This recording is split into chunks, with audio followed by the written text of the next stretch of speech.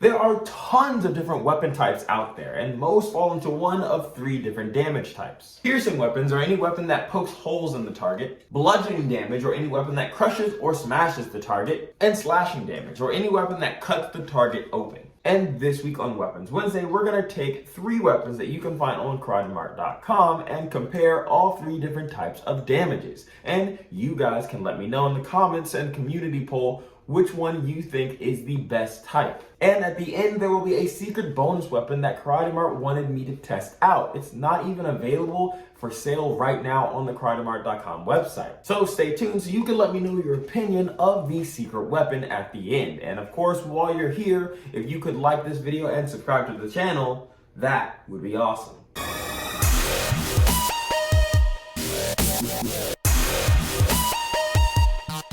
Now first, I wanted to let you guys know which weapon won the community poll for the best zombie apocalypse weapon. And out of 3 amazing weapons with a nearly 75% of the vote, the winner is the Dark Shogun Wakizashi. So make sure to check out the KarateMart website right now to get one for yourself.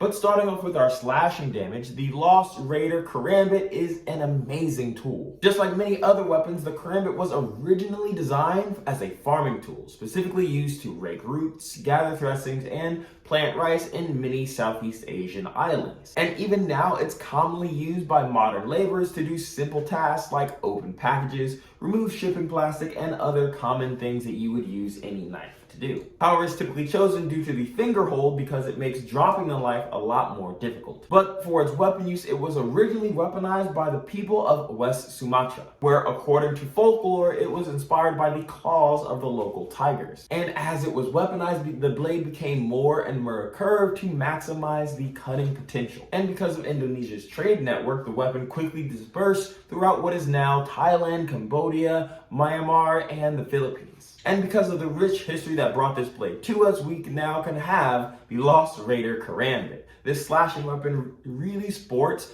a pretty blue and black G10 scales that has the textures to match. I really like the texture specifically because I don't think I've ever owned a weapon with this kind of texture. It's really good at making sure the sweat in your hand has a place to go and evaporate away. And combined with the ergonomic grip shape, it gives me confidence that it won't be sliding around in my hand at all when I'm using it, which is a positive in regards to any weapon you could ever use. The blade is also quite strong. It is a full tang blade made of 420C stainless steel. This means it's going to be strong and extremely corrosion resistant. And for those that don't know, full tang just means the metal of the blade is extended throughout the entirety of the weapon. In this case, going all the way past the handle and into the 1-inch pommel ring on the other side. And being 1 inch in diameter, it's able to fit the hands of pretty much most people. The Karambit as a whole actually is a pretty decent size, being 8.5 inches long, with the blade taking up 3 3/4 of that length. And weighing in at about 7.2 ounces, it feels like a force to be reckoned with when you're holding it in your hand. And like you see here, it comes plenty sharp enough to cut with ease. And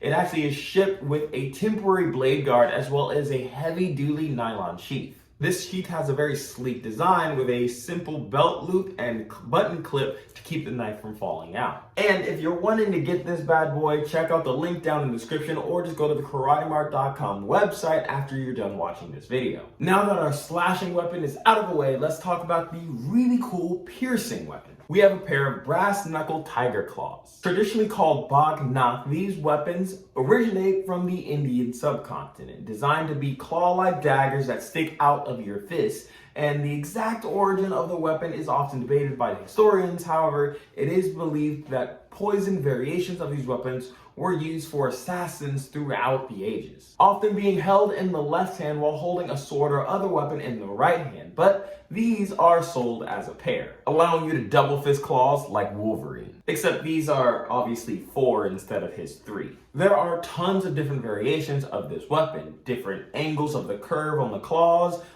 being bladed or pointy, and even the directions the claws can bend can all vary. These specific ones are not actual blades, but incredibly good piercing weapon. The claws on these are cylindrical and not sharp, but come incredibly pointy on the end, able to pierce things with extreme ease. Just doing simple testing made me think exactly how deadly this would be in anyone's hands. Leaving multiple holes with every punch is nothing to scoff at. And each hole being about 2 inches deep, that's a absolutely terrifying thought. A thought that I couldn't love more. They also act in a similar way that brass knuckles do. Adding about 6.5 ounces of weight to your hand can make quite the difference. And with a width of about 4.25 inches and finger holes that are about 1 inch in diameter each, they could be used by pretty much anyone to keep themselves safe in any situation. However, definitely check your local laws. These can count as being illegal in similar ways to knuckle dusters, meaning that in certain places you won't be able to use them even in self-defense, and depending on exactly where you live,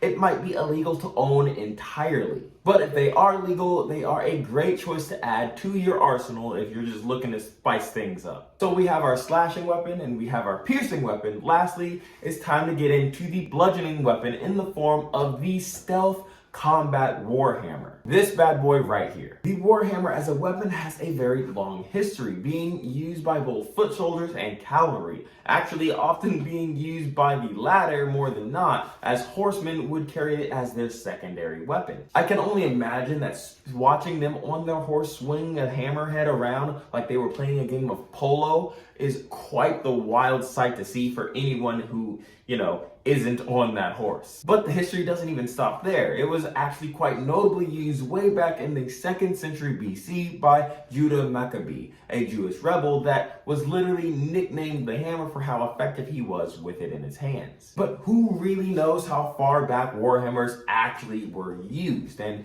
if anything can stand the test of time like this, it must be doing something right. But over the years, there have definitely been many improvements in technology, and that absolutely applies to the stealth combat warhammer you see here. It has a strong nylon fiber reinforced handle with grip lines and thumb ridges for better grip. These lines also allow for better airflow to keep your hand from becoming too sweaty. And I mean, we all know what a Wii remote can do in the hands of someone a little bit too sweaty. So I could only imagine the accidents that could happen with sweaty hands and a warhammer. However, the business end of this hammer is absolutely no joke. 2 pounds of solid cast stainless steel with a black finish. In fact, the specific hammer head isn't actually smooth either. It has sharp spikes on the corners and the center that hurt to even touch your hand lightly, and it isn't even the spiky end of this weapon. On the other side of this 7.5-inch hammer is an armor-piercing spike. It's not bladed at all, but it really doesn't need to be. Swinging this 2-pound monster at armor will pierce straight through it.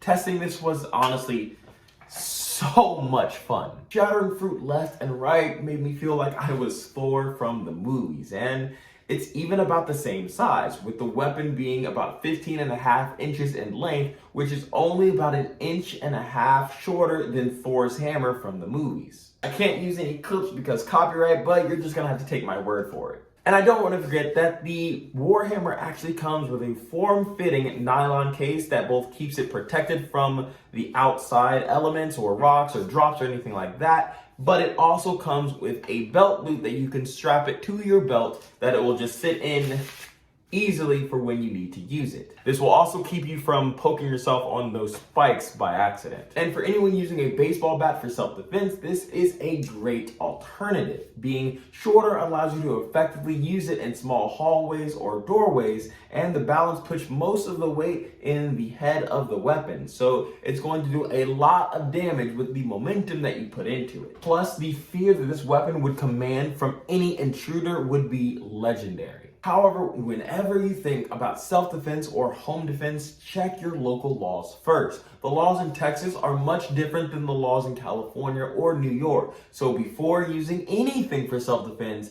take a look into your local laws to make sure you won't get into any trouble. Now that we have gone over all 3 types of damages, slashing, piercing, and bludgeoning, let me know in the community poll which one you think is the best. But before you go, don't forget that we have our mystery bonus weapon. And this weapon is the single finger brass knuckle. And for those of you that saw my last Weapon Wednesday video, we learned a little bit about knuckle dusters in general, specifically how they were made illegal in many places, not because they were deadly, but because people didn't realize how deadly they actually were. Because having all the force from your hand focused on one metal bar across your knuckles makes the impact much more devastating. And I only mention that because the reason someone would have used a single finger brass knuckle is based on that exact fact. Except instead of putting the force on the whole bar across your hand, it will be focused on just one spot, making your punch that much more effective at dealing damage. However, this specific one has some issues. The first thing I noticed is the length between the palm grip and the finger hole. There is quite a lot of space, and it forces my individual finger to stick out quite a lot when punching, which is both uncomfortable and kind of dangerous. It is really easy to break a hand, and punching with bad form like this forces you to do is a great way to break your hand. The weight of the weapon is pretty good, clocking in about 4.6 ounces of solid brass, with a high polished finish that I really like. And adding weight to a punch is always a positive thing, and the curve on the palm grip would fit your hand really nicely, except for the fact that it's actually kind of sharp. Not like a blade or anything but like that, but the edges of the palm grip and honestly the whole thing are not really smooth, meaning that punching with them or even gripping them a little bit too tight can cut the user. And as much of a fan as I am of making your punches stronger, it's not worth it when it causes the user harm to use. Because sure, it could be used in an emergency situation if that's all you have, but if you really want an effective knuckle duster, just get the black leather wrap knuckle dusters from the last episode. It adds more weight than this one, feels significantly more comfortable to hold, and won't cut you while you're using it. But that's my own opinion on the matter. What do you actually think about this single finger brass knuckle? Is having a smaller impact point worth all the advantages, or is it better to just get something else?